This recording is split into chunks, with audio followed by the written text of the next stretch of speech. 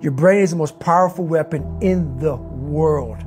Once you put away your phones and your computers and all that we have nowadays, yeah, it's great. We're up to date. But your brain is the only thing you have when you're going through depression, when you're going through hard times, when you're going through death, real life. You can't Google that, man. You're alone. You're alone. You may have a shrink you're going to. You may have a best friend you're going to. But there's 24 hours in the day where you're alone in this brain. And your brain is talking to you in all kinds of ways. And it wants to control you and pull you in these different pockets. If you can't control your own brain and your brain controls you, you got to tell your brain where you want to go and how you want to go and how you want to get there. You got to control it. If not, it's over. What existed for me was, okay, man, how am I going to make this work?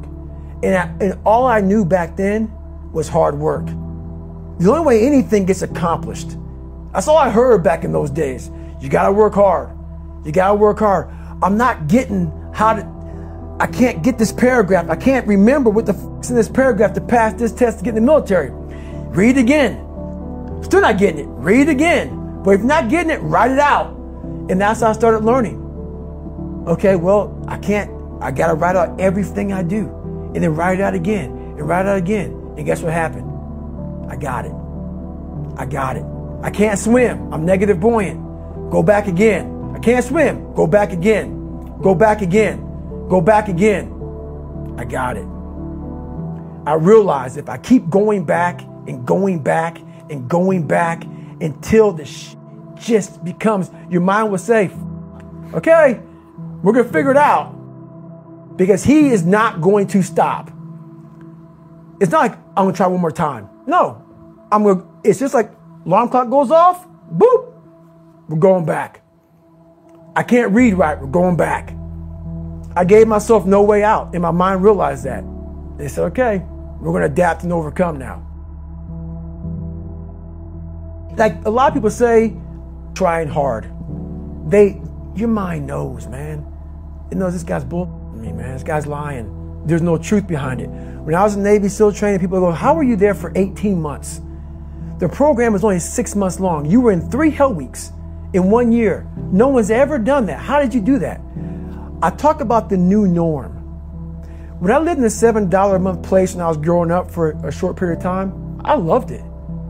I didn't know any different. That was my norm. Once we moved out of that place, we moved to a $236 a month place. I was like, I never want to go back to that little piece of shit. But if you go back to that $7 a month place and you realize this is where I live, this is all I got, your mind says, roger that, this is home. So when I was going through Navy SEAL training for 18 months and going back through all the hard parts over and over again, I told myself after the first time, I knew it was gonna be a long journey there. My body was breaking down. It was just how it was going on. I said, you know what? This is my new norm. So my mind said, it's like going to work. Like you go to work, you put your suit and tie on. I go into suffering every day. Every day, suffering, being broken, duct taping my feet up, stress fractures, shin splints, being broken. This is my new norm. And your mind says, if we're not broken, this ain't normal. We gotta be broken. So then your mind starts to get tougher and tougher and more callous. People, how did you run on broken feet? Broken shins. My mind knew this is how we operate. We're in Navy SEAL training. This is what we are. I became hell. And that became my new norm. I gave myself no way out. There was nothing outside these walls of hell. Nothing. I love God, but for a short period of time, I became the devil because that was hell. I became the boss, the owner, the CEO of Navy SEAL training. That was my mindset.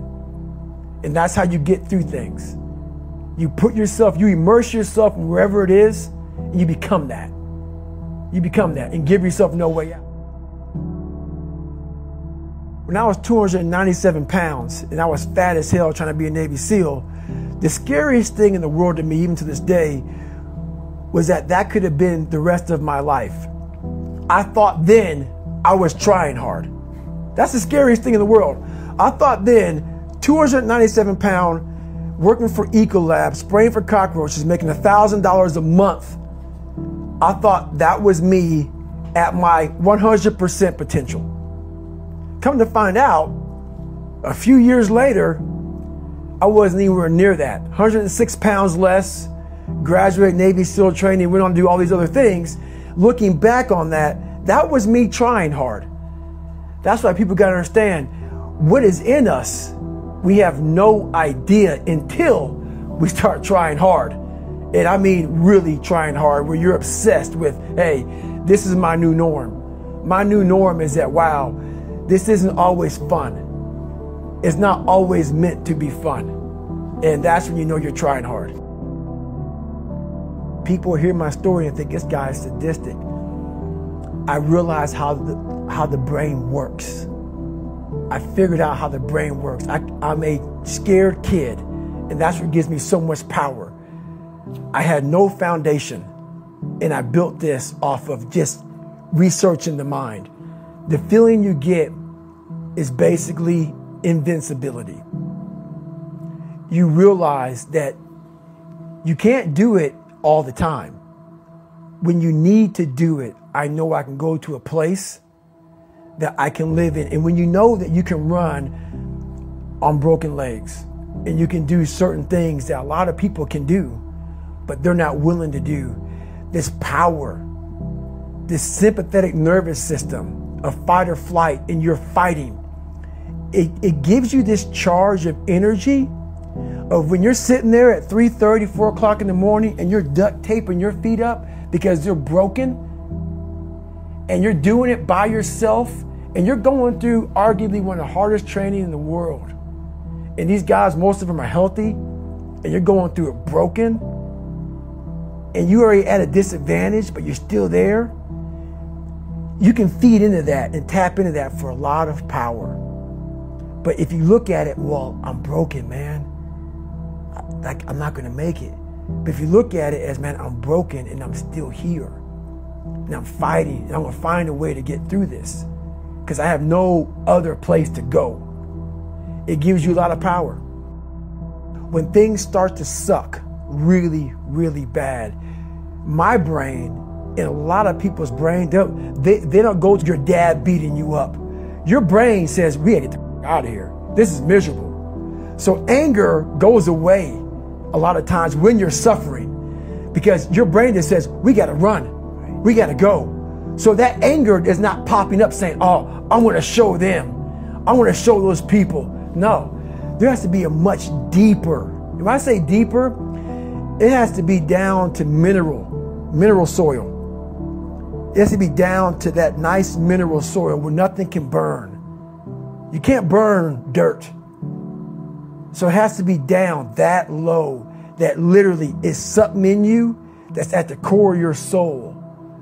But you don't find it unless you spend a lot of time with what you want to be in life.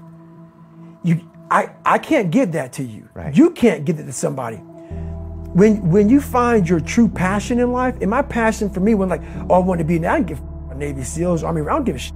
I want to serve my country. I want to be someone that I'm proud of.